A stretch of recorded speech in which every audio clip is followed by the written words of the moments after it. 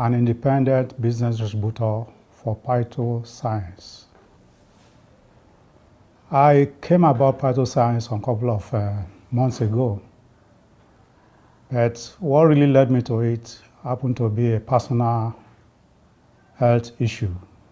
We started around 2010/2011.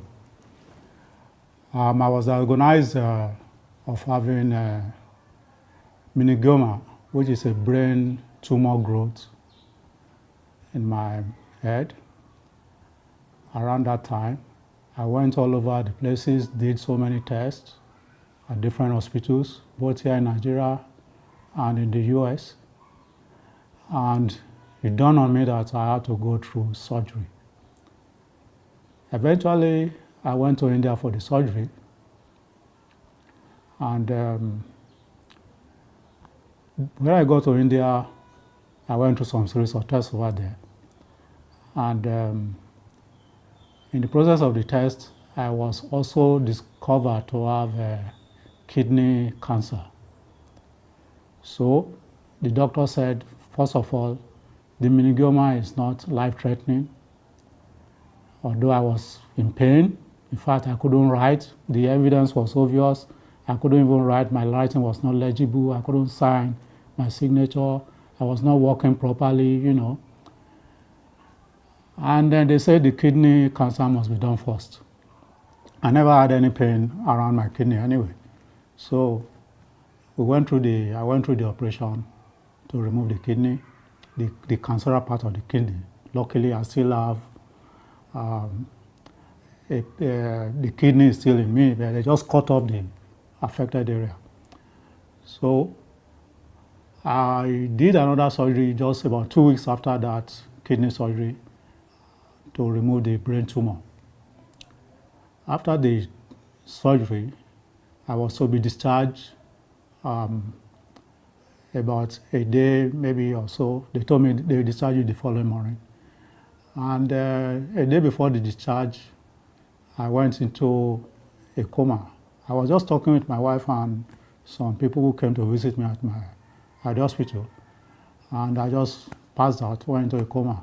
The next thing, I found myself in the intensive care unit when I woke up. And I asked the surgeon what happened.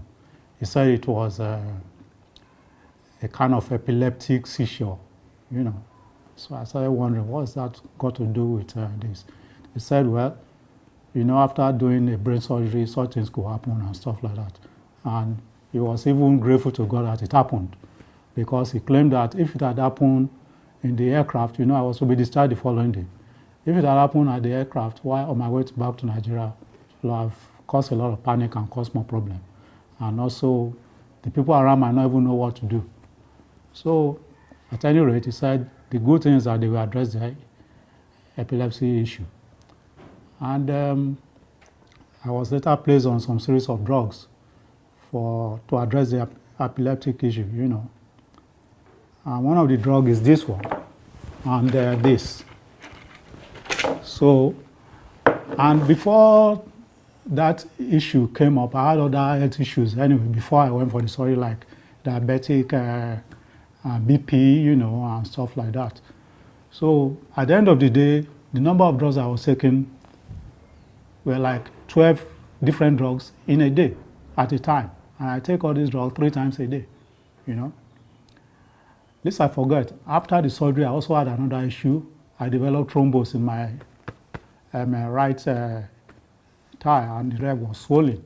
So they had to also give me warfarin, which is to reduce the thrombus, address the thrombus, blood clot. So, and I was advised to be monitoring this thing on a regular basis when I get to Nigeria. So I always go to LASUT, to the hematological department in LASUT, to monitor the situation. Eventually, there was a day while I went to LASUT, I was sick with malaria, and I complained about it to the doctor. They were perplexed. They said, look, we don't want to add more to your drugs because you are taking too much drugs. By now, we even think you will have stopped some of these drugs. And from the look of things, we don't want to add more to it. I was taking about 36 drugs in a day, 12 in the morning, 12 in the afternoon, 12 in the evening. So I end up using alternative medicine to address the malaria issue, because I started using agbo. In Nigeria we call it agbo. It's herbal product. So at the end of the day, there was another time I had to do a follow-up in India. When I went for the follow-up, they did a lot of tests. They discovered I had another issue, which happened to be prostate cancer. So they had to address that too. And eventually, they also discovered that I had a lot of malaria parasites in my blood. What the doctor said about the malaria issue is that, yeah, you've been taking too much drugs, and we don't want to add to your drugs because of obvious reason. That was exactly what my Nigerian doctor said, So I started wondering if the doctors are afraid to add to my drugs, and they said the drugs I've been taking have not been improving the situation. So what's the point? Why are they, I was in a dilemma. Eventually, when I came back to Nigeria, I ran into a friend who happened to be an homeopathic doctor. That one advised me to just discard all those drugs. I should throw them away, that I was killing myself gradually by taking all these chemicalized drugs. So he gave me another option to go homeopathic, which I did. Started giving me homeopathic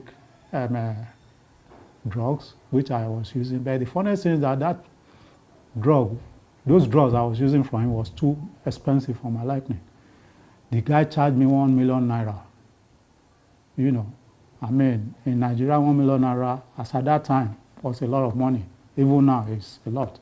So, but because I was working, I could afford it at least to an extent. So I went through with this program, and I stopped using all these drugs. When I left my former place of work, after retirement, I couldn't afford continuing with the homeopathic drugs, so I just abandoned it. Sometimes in May this year, I fell sick. Started with cold, catarrh, fever, then typhoid, throughout May till middle of June. And in the process, I was going from one doctor to the other. Then later on, I noticed that I started having the symptoms I used to have before I went for surgery, like headaches, pains in my neck, my shoulder. Then all of a sudden one day, my right hand started trembling, and I couldn't write legibly. There was a particular day I went to the bank, and I had to fill some form and sign my signature, and it was really not legible. My signature was very, very irregular, and in fact, I almost shed tears, because it was like, oh, does it mean this thing started coming back again, And then eventually I had to call a friend of mine who happened to be a medical doctor. And he told me that I should go back to my anti-epileptic drug, which I left years ago. So I really didn't want to go back to those drugs, and but it looks like I didn't have a choice. I now went to search for the drugs. I picked one of them. I discovered that it had already expired, and I couldn't really use them. So basically, these drugs, I got them from India, and I said, okay, let me go and see if I can get them here in Nigeria. So before then, I had to pray to God over it. And because I really didn't want to use it, I had to pray to God to direct me on what to do. And the following morning, I woke up, I took the bottle in my hand with the idea of going to the chemist to look for the drug to buy. And a friend of mine came in just before I left home, and started telling me about new business in town. The idea was to get me involved in the business side of phytoscience. So when I discovered it was a multi-level marketing business, I told him I was not interested. And he continued and continued. I said, look, I'm not interested. Then eventually he said something, was telling me things about their product. And he mentioned that the flagship product is a double stem cell, which is this product. And he said the product is very good, and you can use it for virtually everything, cancer, you name it. So in the process, he now mentioned somebody who used it just about 3 months ago. The person was introduced to it, and the person had epilepsy from childhood. And he said the thing addresses an epilepsy condition. And for the past 3 months since he had been using this thing, the product, he had never had any epilepsy seizure again. So this thing just struck me. That was the link. Because I had this situation where the doctor said, look, go and buy an anti-epileptic drug. So I said, are you sure you are saying the truth about this product? He said, yes. And I said, okay, where's the company? He said, they are in Ikeja. And I said, okay, let me get dressed and follow you. So that was how the guy took me there. I got there, and I told them I want to buy 2 packs of this product. So the guy at the desk there told me, Oga, if you are buying 2 packs, why not register as a distributor? I said, look, I'm not interested in selling product. I just want to get well. And the man said, you see, if you register as a distributor, you are going to pay $90, and you get 2 packs of this product, and I wanted 2 packs. And he said 2 packs is $120. It is really $60 per pack. So he said, at the end of the day, you are going to get a change of $30 equivalent. So I saw it as a kind of economic sense. So I said, okay, what do I have to do to register? I said, just fill the form, and that's all, and pay $90. So that was what got me into it. I paid $90 equivalent in Naira. Then I filled the form, and I was given 2 packs of the product. So I left. My friend came back about a week and started telling me, let's go for the meeting, let's do this. I said, look, I'm not selling this product. I just want to get well. I'm not interested. You know, at the end of the day, reluctantly, I think about 3 weeks after, I reluctantly followed him. And when I got there, I had a lot of story about this product and how the business run. And I just look at it and say, well, why not just use your stumbling block as a stepping stone to greater heights by doing this business after all? You don't have anything to lose. So that was how I got into it. And I've been using this product since I got into it. And in fact, within 2 days, my hand never trembled again. And I could sign my signature without any problem and stuff like that. Since then, I've been using the product. I've used some of this. I've used this. This is Snowfield. This is the double stem cell, the flagship product. And this is Snowfield, which is good for the blood system. You remember I said I haven't had blood clot in my system, you know. So since it's good for blood system to purify your system, I decided to use it. And this one is good for slimming and controlling fat in the body, correcting blood sugar and stuff like that. So I've been using this product since then. I never had any problem as I used to have before. As a matter of fact, just before I started using this product, I had one issue. I was having urinary retention.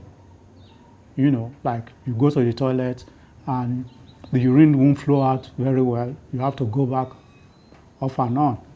This is a symptom of prostate cancer. I'd already done prostate surgery, and it's like the thing was coming back with that urinary retention, you know.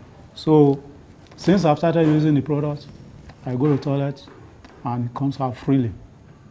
So there are so many things that it has been doing for me, and This is how I got into using this product, and I'm still using the product to maintain my health.